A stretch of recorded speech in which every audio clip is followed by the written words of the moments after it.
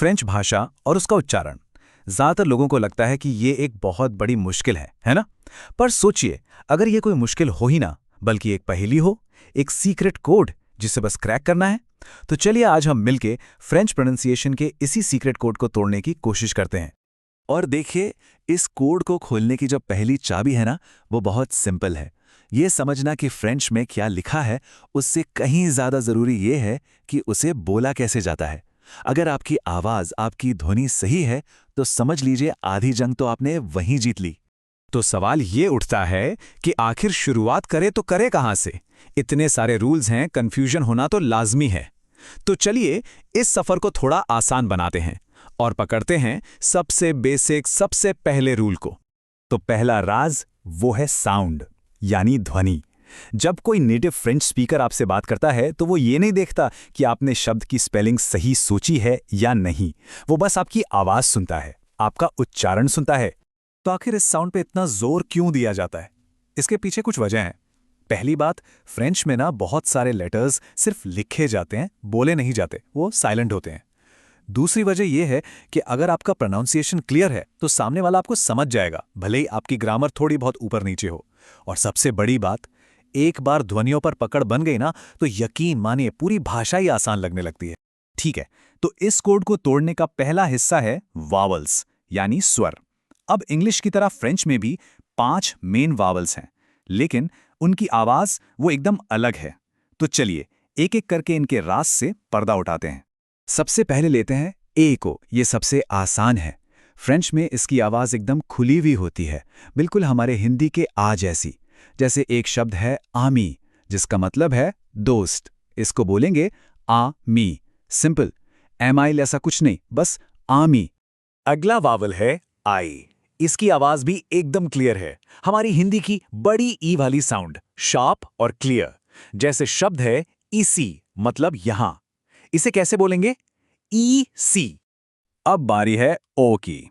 इसकी साउंड भी काफी मिलती जुलती है हिंदी के ओ से। और इसका बेस्ट एग्जाम्पल क्या है? दुनिया का सबसे फेमस फ्रेंच वर्ड बॉन्जूर।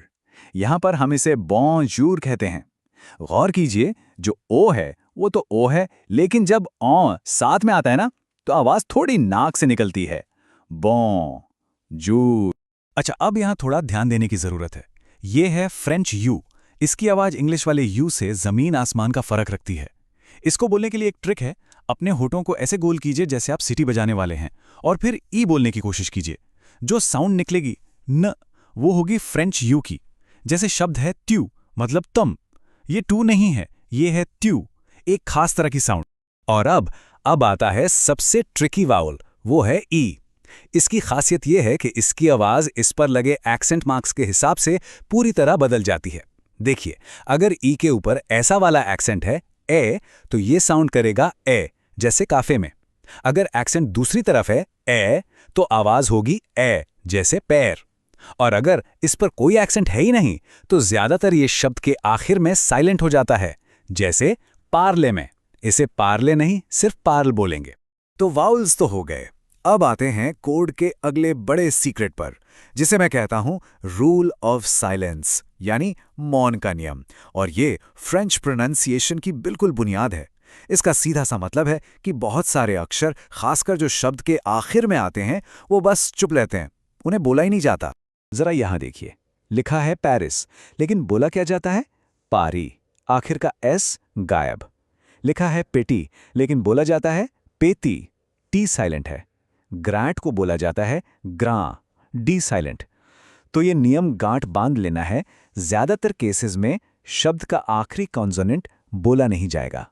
लेकिन कहानी में एक ट्विस्ट है। ये जो साइलेंट लेटर्स है ना, ये कभी कभी अचानक से जिंदा हो जाते हैं। जी हां, इनको भी बोला जाता है। ऐसा तब होता है जब ये दो शब्दों को जोड़ने का काम करते हैं, ताकि बोलने में एक फ्लो, एक रिदम बना रहे।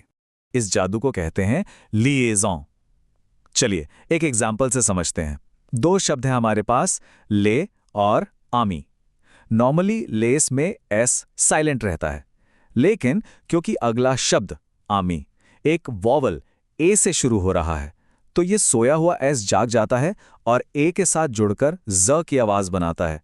तो हम ले आमी अलग अलग नहीं बोलते, बल्कि एक साथ बोलते हैं लेजामी। कमाल है ना?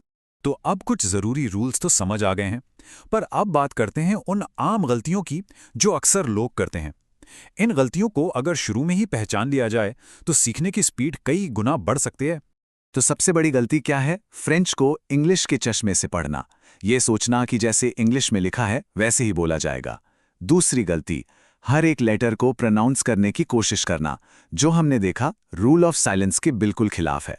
और तीसरी गलती, एक्सेंट मार्क्स को इग्नोर कर देना, जबकि वही तो हमें बताते हैं कि ई को ए बोलना है या ए। बस इन 3 बातों का ध्यान रख लिया तो सफ़र बहुत आसान हो जाएगा। तो कुल मिला के बात क्या है?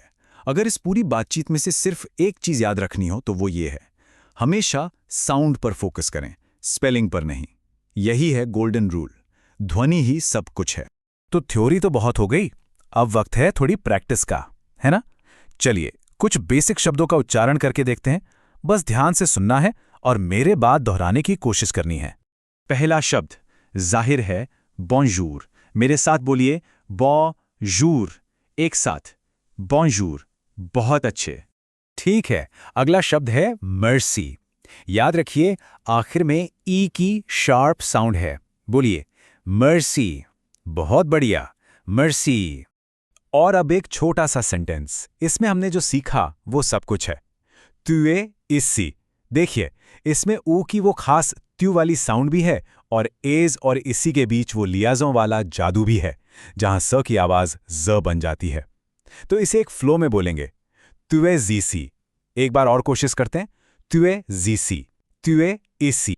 तो आज हमने फ्रेंच प्रोनंसिएशन के सीक्रेट कोड को थोड़ा बहुत तो क्रैक कर ही लिया है। और इससे ना एक बहुत ही मजेदार सवाल दिमाग में आता है कि अगर साउंड फ्रेंच भाषा का सीक्रेट है, तो क्या दुनिया की हर भाषा का अपना एक ऐसा ही कोई अनोखा सीक्रेट कोड नहीं होगा? सोचने वाली बात है ना?